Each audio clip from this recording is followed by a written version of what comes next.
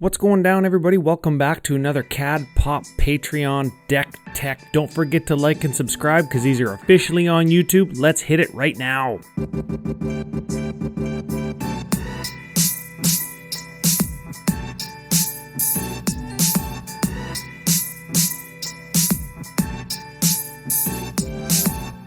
All right, we're back. We've got a Patreon submitted deck tech. This one by our newest patron, Populum. He went over to patreon.com/CADPopcast. He pledged, he sent a deck in. It's got quite the story, but before we get to it, remember the Patreon deck techs are brought to you in part by the patrons, but also by the official sponsors, FusionGamingOnline.com. They're your source for all your gaming needs. You can go there, search up the cards that I talk about in the deck techs. You can buy them there. Let them know at checkout that Ryan from Commander at Populum sent you. It really helps the show, keeps the lights on in the studio, and it is really good to work with those guys. So if you go there, let them know. Today, we've got Papadio's deck, and it's quite an interesting one. It's technically a 5-color list, helmed by Kenrith the Returned King, a 5/5 for white 4, legendary human noble. You could pay red. Creatures you control gain trample and haste until end of turn. Green 1, put a +1 counter on target creature. White 2, gain 5 life. Blue 3, target player draws a card. Or black 4, put target creature card from a graveyard onto the battlefield under its owner's control. Great. 5-color deck. Not the first one we done, but I do love 5-color decks. What makes this one special is it's got a secret commander, and we haven't done one of those yet. And remember, the CAD Pop Patreon deck techs are for the 3 groups of people. The new people that are building their first deck fresh into the format, trying to get a handle on what the format's about and exploring it for the first time. The second group of people, like today's deck list I think is for those that are a little bit familiar, branching out, maybe going outside their comfort zones, looking to expand, and that's what this deck is about. The third one, and for Papadio, I think this deck might fall into that third category of nostalgia, long-time feels, and some emotional attachment to a card or a deck that you wanted to build around. So, that card today is Shirei, Shizo's Caretaker. Shirei, I'll probably say it both ways. Regardless, it's a legendary creature spirit, 2/2 for black 4. When a creature with power 1 or less is put into your graveyard from the battlefield, you may return that card to the battlefield at the beginning of the next end step if Shirei, Shizo's Caretaker is still on the battlefield. So if we have small things die, we can get them back provided that Shirei is still on the battlefield. So we're going to have some reanimation effects. We're going to talk about some tutor package because we need tutors to find our hidden commander. And that's what makes this deck unique, remember. The story behind this one's kind of cool. And I like decks that have stories. This one started years and years ago. It was originally, because it was a Shirei, Shizo's Caretaker deck, mono black. And a new player at Papadio's meta, LGS, playgroup, whatever it was, came in with their first deck, which was Shirei. So naturally, he did kind of the sportsman thing. He retired that deck and let that new player do the thing. But Shirei called to him again, and he wanted to try a new type of thing. Inspired by Josh Lee Kwai's 5-color Nekuzar deck and Aaron Campbell's Muldrotha deck that they have talked about several times across Command Zone and Magic Mics and on different social platforms, whatever, he heard about these decks and wanted to try it. So he builds a Muldrotha deck and it plays good. Graveyard shenanigans and all that jazz. Next, he tries something totally different. He tries Alesha Who Smiles at Death. Again, totally different than what it was before. Adding red, adding white, totally changed how the deck worked. But that wasn't enough. Corvold, the Fey Cursed King, comes out in Eldraine, switches it up again. Now it's Jund, sacrifice, draw. And that was, boy howdy, he says, did that change the deck up. So much power out of the command zone, so much draw, so many +1s with all the recursion that he runs, the deck became too powerful. So, still wanting to stick with Corvold, he put him in the 99 and went to Kenrith the Returned King, and that's where we're at today. So, let's get into some of the business of the deck first. We're going to get some of the stuff out of the way so we can talk a little bit more about what makes the deck First of all, we've got our ramp, we've got our mana rocks, Arcane Signet, Seedborn Muse lets us untap during our end step, that's fine. Sol Ring, we've got some more mana production in some of the other custom categories. Papa Deal, thank you for the custom categories. Very important if you're submitting a deck, anybody. It doesn't seem like there's a whole ton of mana production in the deck, but when we go to the creature section, particularly the Shirei creature section, remember these are going to be the ones that have power 1 or less. We've got a Birds of Paradise, a Dockside Extortionist, a Farhaven Elf, a Secura Tribe Elder, Springbloom Druid, and a couple others that draw cards as well, like Fibblethip the Lost, Wall of Blossoms, Wall of Omens, that kind of thing. And while those aren't ramp, they are going to let us see more of our deck, more of our 36 land cards that we're playing. So that's how we're going to ramp a little bit.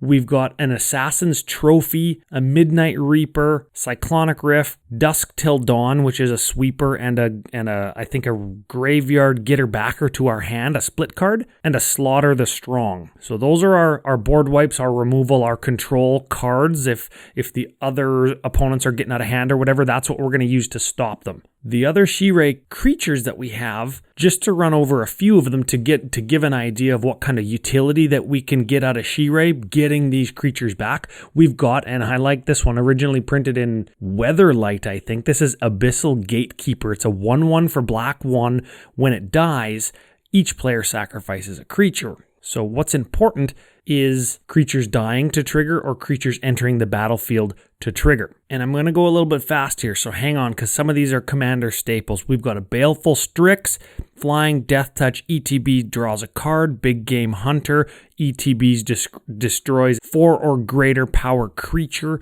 Bone Shredder, ETBs destroys target non-black, non-artifact creature. So it's got like a terror. Caustic Caterpillar, you can sacrifice it to destroy an artifact or enchantment. Coiling Oracle draws a card or puts a land onto the battlefield. Icefang Coatl draws a card. Pitiless Plunderer, I love this card. Pitiless Plunderer, 1/4 for 4. Whenever another creature we control dies, we get a treasure token, which we can use for mana. So this is kind of double up some of our sacrifice effects and give us a lot of mana. And it's because it's a treasure token, the mana doesn't go away at the end of phases or steps like our other sacrifice outlets that we're going to talk about. We've got a Risen Reef. When it or another elemental enters the battlefield under our control, look at the top card of our library. If it's a land, we can put onto the battlefield, or we can draw it. So this is kind of like Coiling Oracle, but it's for all of our elementals if we have more than just it. Selfless Savior is sacrifice. Another target creature you control gains indestructible until end of turn. So this might be the one that we sacrifice to save Kenrith or Shirei. And then at the end of turn, because Shirei is indestructible, this will come back. And essentially this is protection for Shirei on each of your turns or whatever. And remember, Shirei is at the beginning of the next end step. So this will happen on everybody's turn. So that pretty much makes her unkillable unless they exile her or something. Anyways, Sling Gang Lieutenant, when it enters a battlefield, we get 2 goblins, and we can sacrifice a goblin to make target player lose 1 life and we gain 1 life. That's a very powerful one and could go in our win condition section, but we're going to keep going. Spore Frog, an old Marin trick, a 1/1 for 1. You can sack it to prevent all combat damage dealt this turn. That is Fog Frog, if you will. And finally, Weaponcraft Enthusiast, a 0/1 with Fabricate. When this creature enters the battlefield, put 2 +1/+1 counters on it, or you create 2 1/1 colorless servo artifact creature tokens. So creating creature tokens is important, and when this dies, because it has 0 power, Shirei will get it back. So we can sacrifice it and essentially triple up on our creature ETB effects each turn. So those are all the things that we can get back.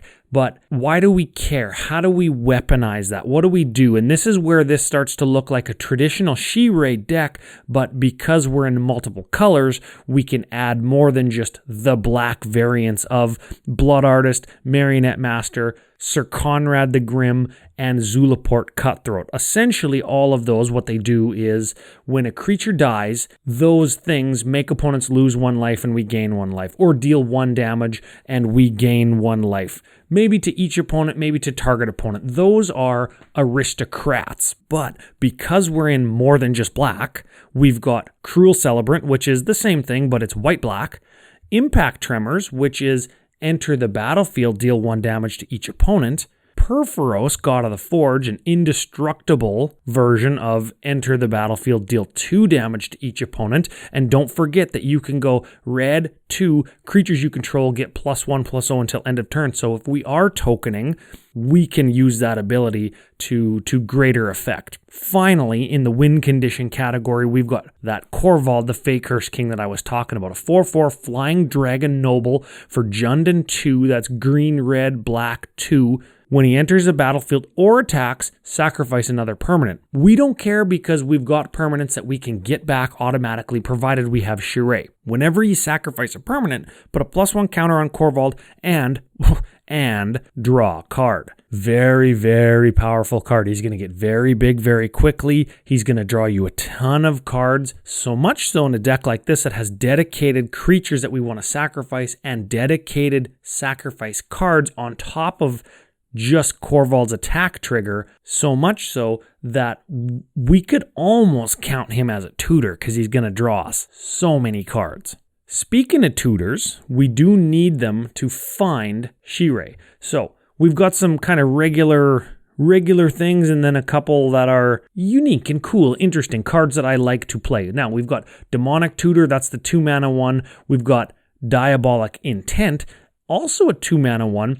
Additional cost though, sacrifice a creature. So you can sacrifice that creature to go find your Shirei, but you have to remember that if you cast your Shirei, you're not going to get that creature back at the end of turn because Shirei has a delayed trigger and it starts when the creature with power 1 or less dies. So it's already dead before you have your Shirei, so Shirei's not going to see it because it doesn't have that delayed trigger waiting to finish resolving during the next end step.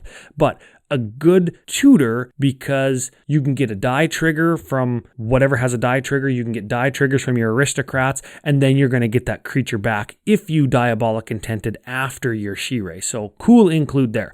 We've got Imperial Recruiter. This is a tutor on a creature that if it dies, we can actually get it back with Shirei because it has 1 power. Same with Recruiter of the Guard. 1/1. Both of them cost 3. One gets creature with power 2 or less.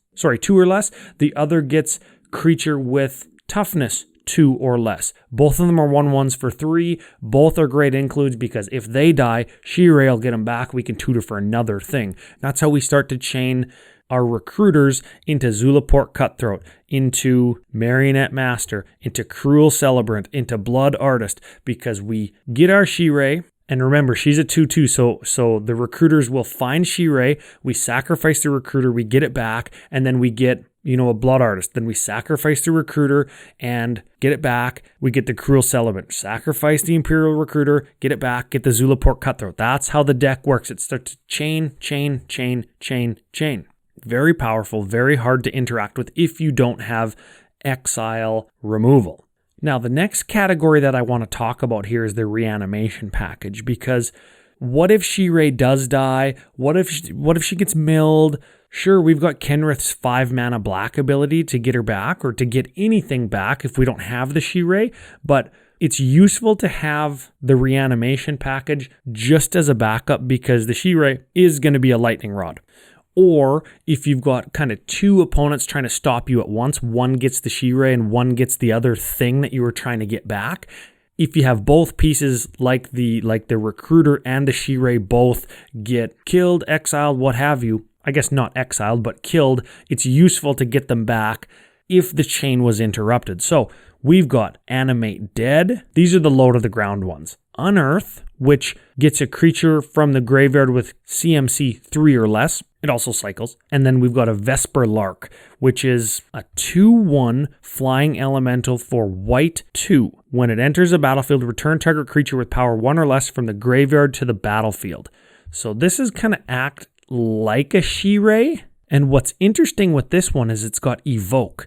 So if we are trying to set up a little sack engine or some utility engine, or maybe, I'm not going to call it a combo, but if we're trying to set something up, we could evoke the Vesperlark for 1 and white. It'll get something back from our graveyard, and then it'll die. And then if we have like an Animate Dead, or an Unearth, or any of the other ones that I'll get to, we can get that Vesperlark back and get another 1 power or less thing, and now we've got, let's say, 2 Aristocrats on the battlefield. And then we can start chaining. So kind of a cool little thing. You kind of have to build your own creature combo package from the graveyard, but it can do it.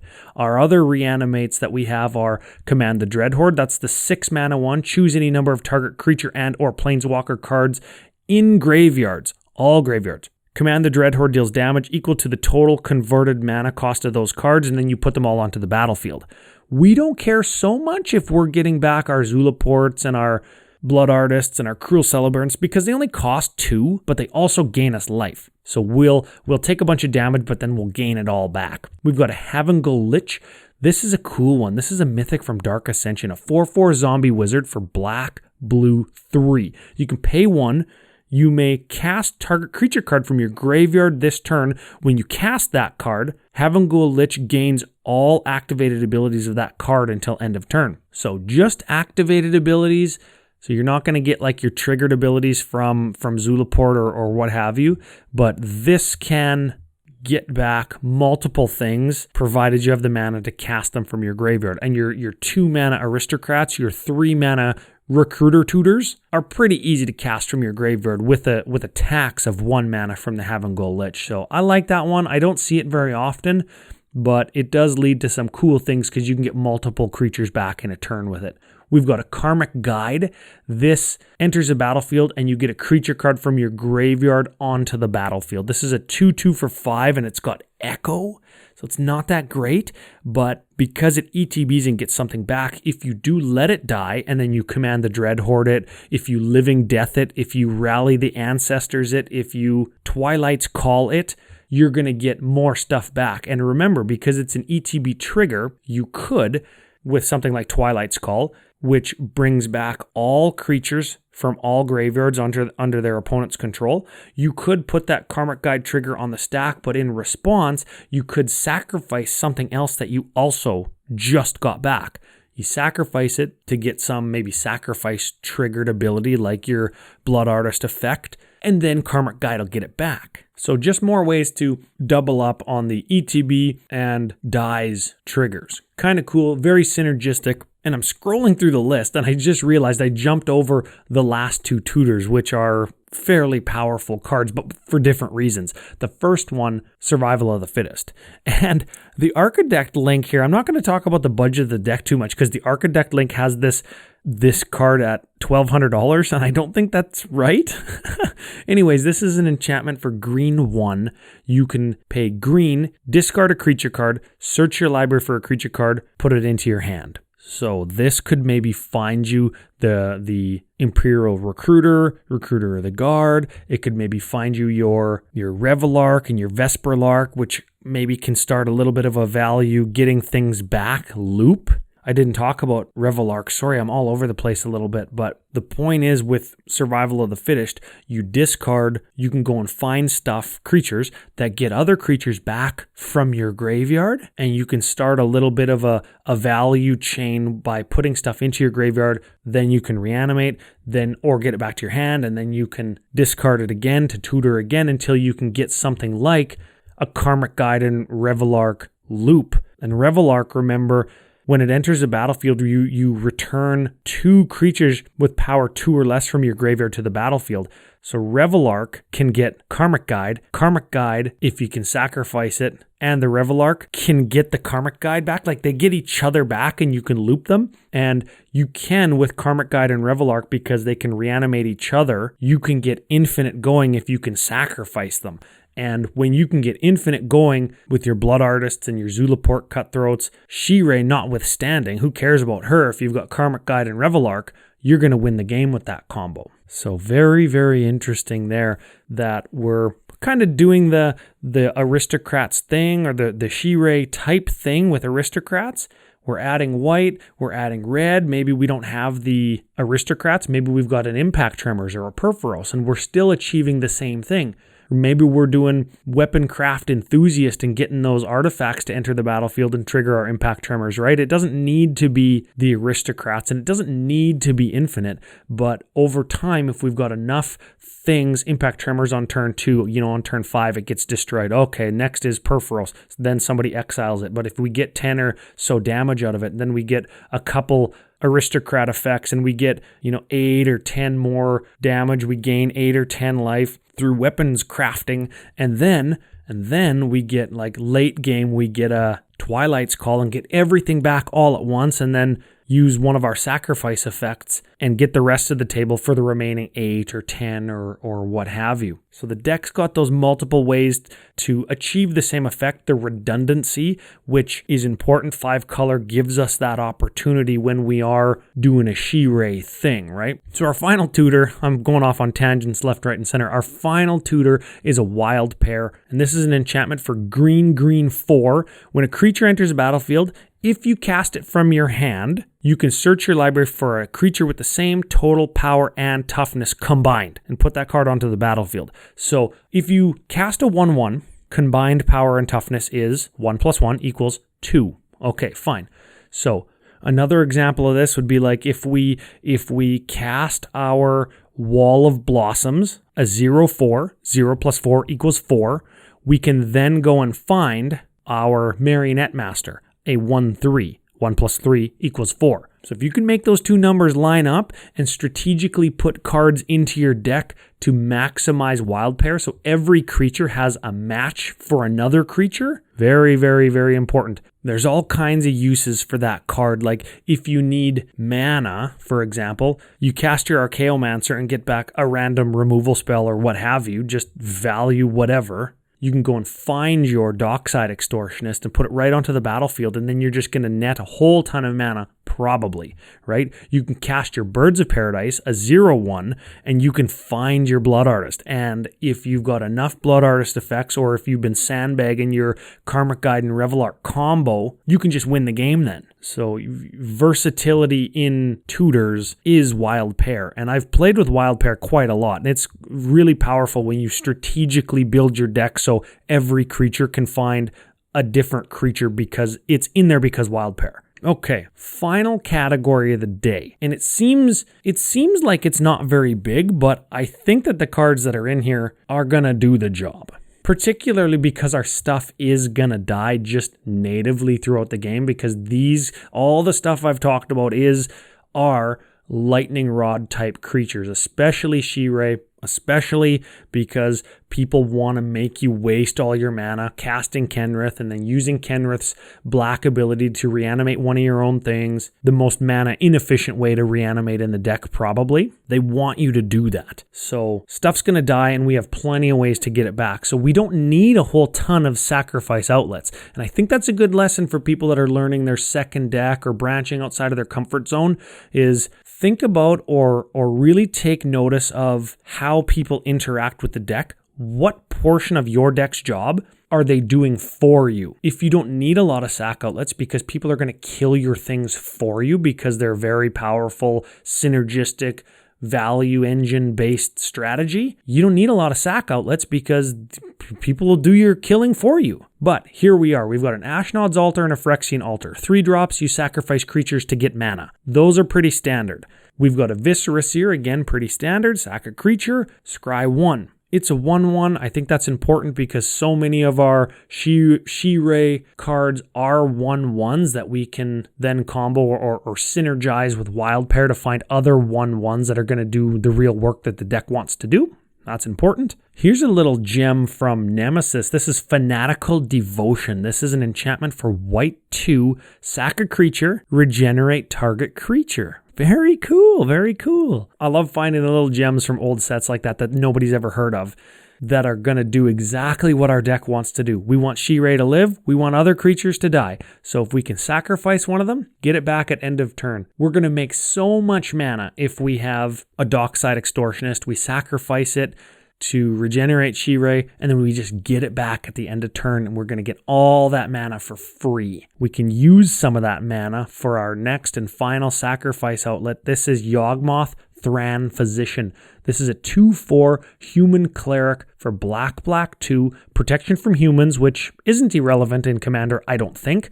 But he's also got pay 1 life, sacrifice another creature, put a -1/-1 counter on up to 1 target creature, and draw a card. So we don't care about life because we've got Aristocrats. We're going to be gaining some. This guy's removal. He's a sacrifice engine. But wait, there's more. You can pay black, so that black mana that we're going to get from Dockside Extortionist and Pitiless Plunderer, for example, or Phyrexian Altar, for example. Black, discard a card, proliferate. So we can proliferate his own -1 counters that we're putting on stuff, which further adds to his removal, and we can sacrifice cards, discard cards that we might want to reanimate later in the game with our reanimate package, which kind of is a way to cheat stuff out, like our Revlark, our Karmic Guide, those are 5-drops. Havengold Lich is a 5-drop, right? Corvold Fakehurst King is a 5-drop.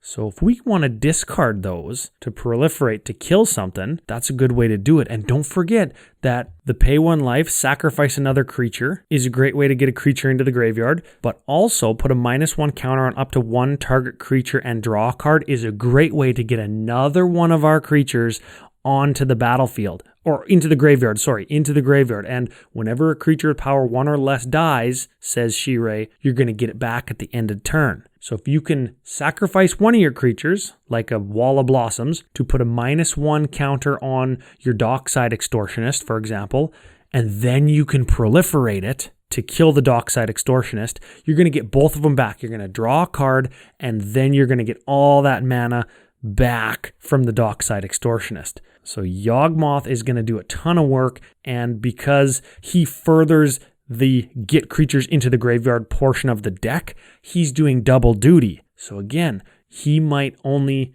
need to be in there as 1 card instead of having an additional card, a 6th card in the sack outlet category. So if we've got cards doing double duty, if we've got our opponents making our creatures die, we don't need as many sack outlets. And remember, we are playing 6 tutors, 2 of which can always find more than 1 card, like the Survival and the Wild Pair, and 2 of them, the Imperial and Recruiter of the Guard, we can get those back with Shirei. So 4 of our 6 tutors are very, very reusable, which I think is important in a secret hidden commander type thing, particularly because hidden commanders can get tucked, they can get shuffled in. The point is they don't go back to the command zone when something bad happens to them. So it does make them particularly hard or vulnerable to get back because you can't always rely on just having them. Which again leans back into Kenrith, which says put target card, creature card from your graveyard onto the battlefield with his 5 ability. And I think Papadillo picked a great commander, not only because it's 5 color, you get access to everything, but because Kenrith actually gives you an extra way to reanimate Shirei or whatever thing you need to beat in. So great deck. It's listed at almost $2,800 because it's got some really wonky prices. So I'm not going to go into it, but he does have what looks to be a full complement of shock lands. We've got a bunch of fetch lands. We've got a Cabal coffers, and of course the accompanying Urborg Tomb to Yawgmoth. That's the only criticism I might have for the deck. There's not a whole ton of land finding tutors, if any, and if you draw that Cabal coffers with the limited number of swamps that you run, even with shocklands, you're never going to have that many swamps. That might be a relic from when the deck had less colors or was mono black and you have those expensive cards so you want to play them.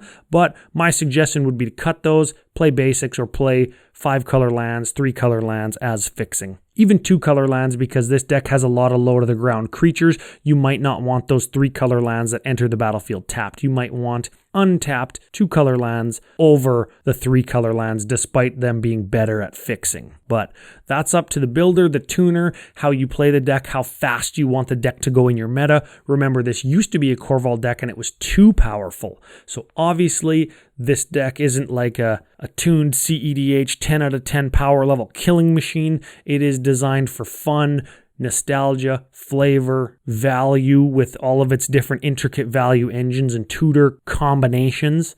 Not combos in the fact that you're comboing to kill somebody, but tutor combinations with things like survival and wild pair and Imperial recruiter of the guard. So all of that is a mouthful. I hope that it's not as much of an earful as it is a mouthful. And I do apologize for being a little bit all over the place. It is an exciting deck, and I wasn't sure how I was going to tackle it, and some of it was just kind of impromptu. So I hope that everybody liked it. Remember, you can go to fusiongamingonline.com, search up any of the cards in the deck today. If they don't have them, remember, set a wish list. You'll get an email as soon as they're back up in stock. At checkout, if you buy any, make sure to tell them that Ryan from Commander at Populum suggested that you go to fusiongamingonline.com. They are the official sponsors of the show, and they are a great place to get your Magic cards. If you want your deck featured on the CAD Pop community Patreon Decktech, you can go to patreon.com/CADPopcast, find the reward tier, pledge, send me a deck, give me a write-up, make sure there's custom categories, and we'll get it on the show. I love featuring them. I love learning about them. I love on the Discord hearing what I missed, and I always feel like such a dummy. But that is part of the experience of Magic is learning from those around you, those in your community. Other creators like Papa Dio took inspiration from Josh Lee Kwai and Aaron Campbell with other builds, and it eventually evolved into this. So pretty special deck. Big thank you to T Coates for helping get these onto YouTube. Huge help. They look great. If you see him on Discord or Twitter or anywhere, tell him he's doing a good job, because every revision and every deck gets a little bit better, and it's a pleasure. With that, everybody, I will see you next Wednesday.